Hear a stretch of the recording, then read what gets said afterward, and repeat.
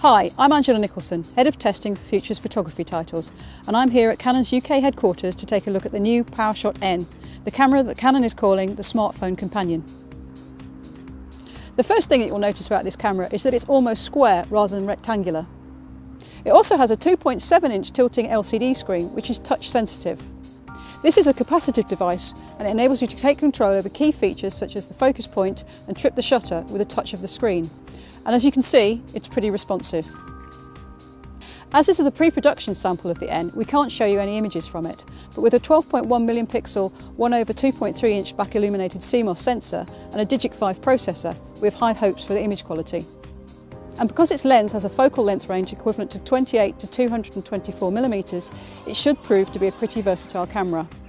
But if the 8x zoom isn't enough for you, this can be extended digitally to 16 times to produce the equivalent of a 448mm lens.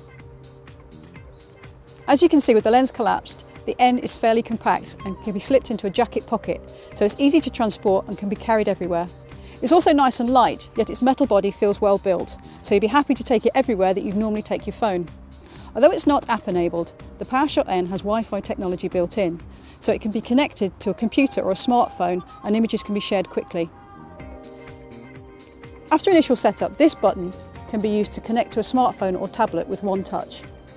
What's more, Canon's free smartphone app enables location data to be added from a smart device. There are two rings around the lens.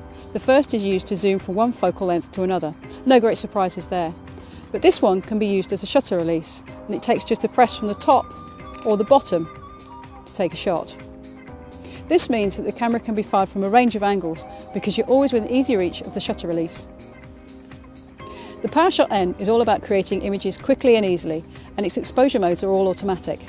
Nevertheless, there are some creative options such as miniature effect, soft focus, toy camera effect and monochrome, which users can select before shooting.